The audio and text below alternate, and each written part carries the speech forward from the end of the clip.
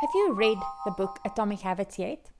If not, I'm going to be sharing with you the 5 most valuable lessons that I took out from Atomic Habits. Welcome to my channel where I talk about all things mindset and weightlifting. And today's topic, we are going to be talking about the book I read, Atomic Habits. And it was honestly one of the most amazing books that I've ever read. And that's why I want to share with you the 5 most valuable lessons that are honestly life-changing. Not just for myself, but for everyone out there. So the book talks all about being 1% better. Now, what does that mean? It means that tiny changes make a massive difference. Now, let's talk about an example of how a tiny change can make a massive difference. Say, for instance, you are on your weight loss journey, and everywhere you go, even if it's just something that could be a 10-minute walk, you end up taking an Uber. Ask yourself the question, if taking the Uber every day instead of walking for 10 minutes is going to be conducive to me losing weight? The answer is no, and you decide to walk every day. Imagine that firstly, you didn't walk every day.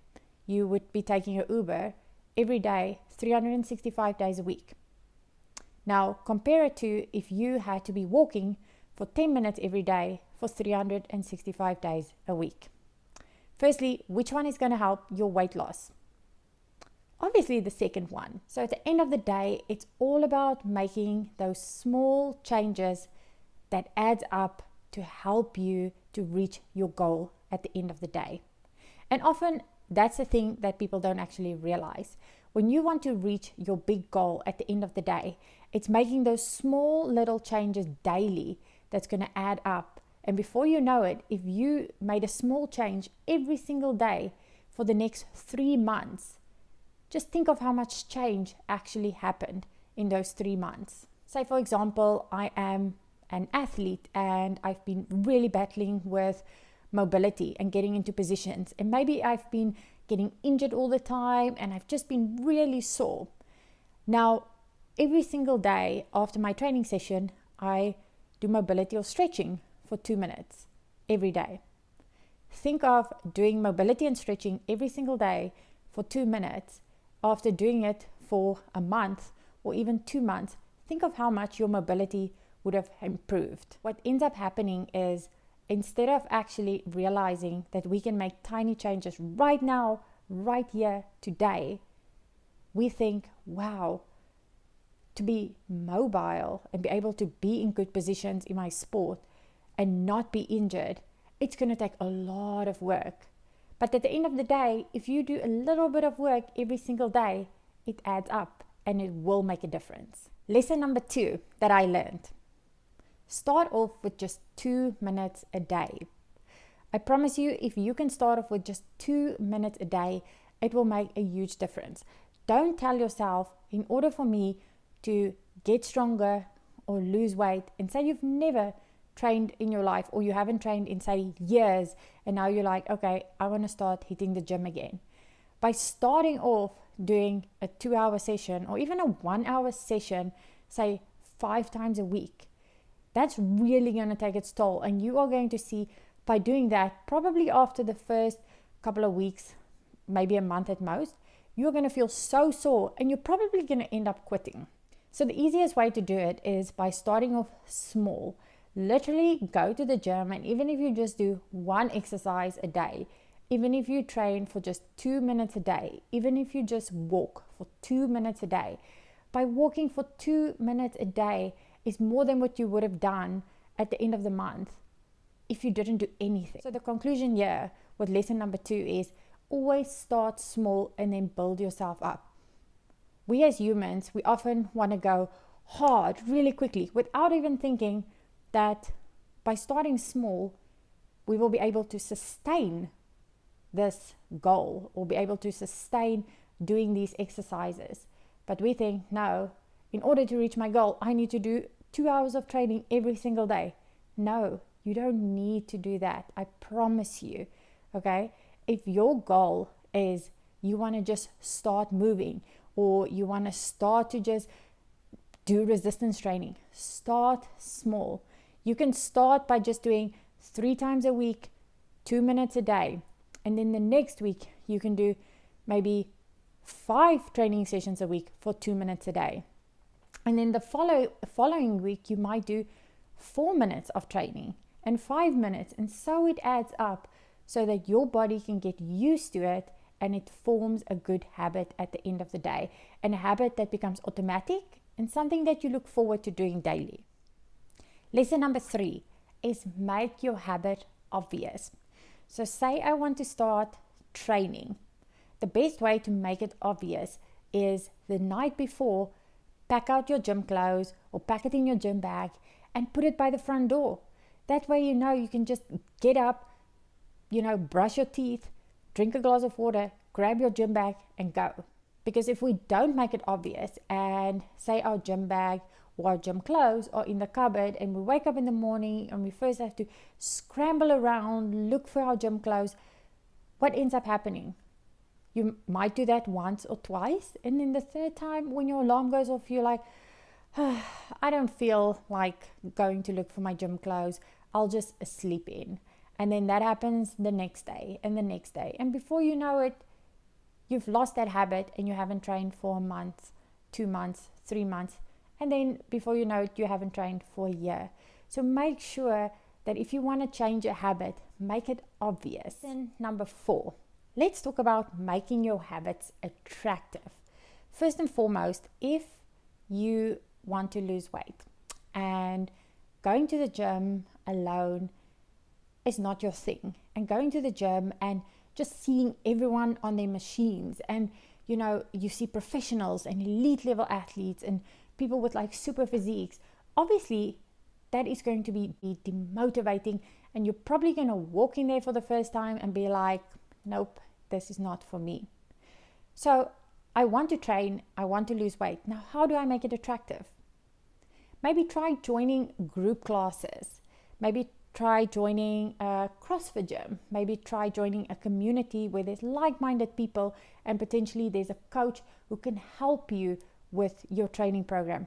That way, you are with a whole group of people who are potentially in a similar situation as you. They don't want to just go to the gym as an individual.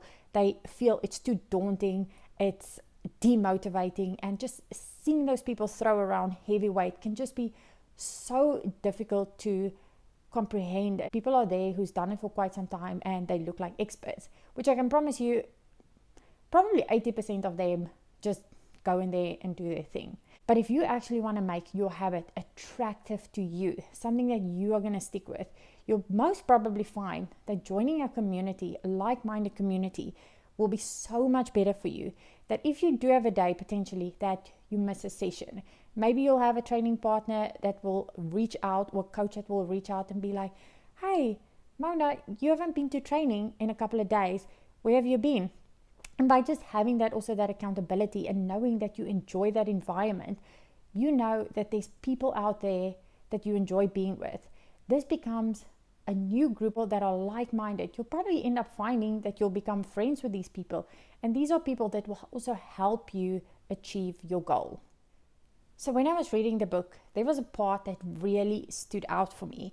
And it resonated because he went to join a weightlifting gym, and he asked the coach, what does it take to become an elite level athlete? And I'm not talking about just the recreational athlete who trains 3 times a week or trains 5 times a week and then the next week they come and train twice a week. I want to really know what it takes to become an elite level athlete or an Olympian, a world champion. What does it take? And the coach answered, you will need talent, yes. Good genes, yes. You need to hard work. Number 3, you need to work hard, which is obvious. But number 4, in order to be good at weightlifting, and this is something that I didn't realize at first because I've been doing the sport for over 21 years. I have numerous international medals.